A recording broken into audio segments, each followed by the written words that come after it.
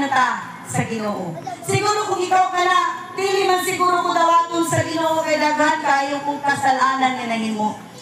I tell you, igsoon, bisag unsa pa kadaghan ang atong kasalanan, ug mubalik ta ug muduol ta sa Ginoo, ug isugid nato ang atong kasalanan diha kay Lord, ang Dios mo pasaylo gayud sa ato ang mga kasalanan.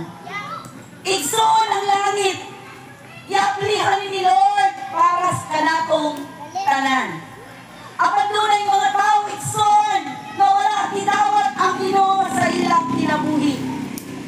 Usa karong oras sa balangdaan igsoon, dawaton na nato ang Dios.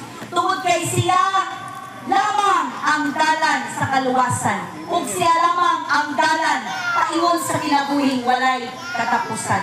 Walay relihiyon makaluwas.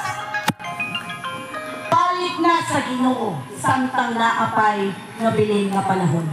Tinunsuli ang imong mga kasalanan, ug gahinina ug panahon ang Dios sa imong kinabuhi.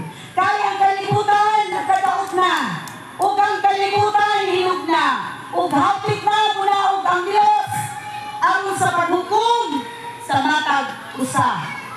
Kinahanglan karon palangdaan aton ang pangandaman. Igsoon ug inunta, mubiyatan ni kalibutan na pinaagi sa kalamidad o bisan pa sa balatian.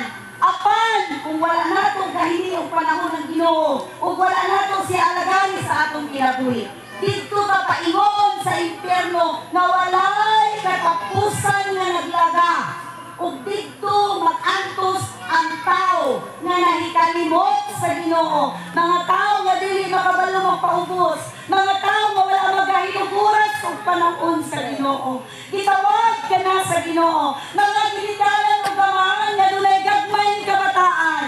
Ang kalamidad mo abot ang mensahe na buot na kong ipaabot karon. Una, nahigugma ang Dios kanimo. O tungod sa iyang gugma, taliwala sa kasaypanan, kamalian nga atong nahimo. Gitagaan pa kaniya og chance nga mobalik og muduol kaniya. Ikaduha, dawata si Jesus sa imong kinabuhi. Isip nga imong personal nga manuluwas. Isip nga Dios nga magluwas kanimo. Isip nga Dios nga nagpanalangin, nagtagbo sa tanang panginahanglan. Ikatulo,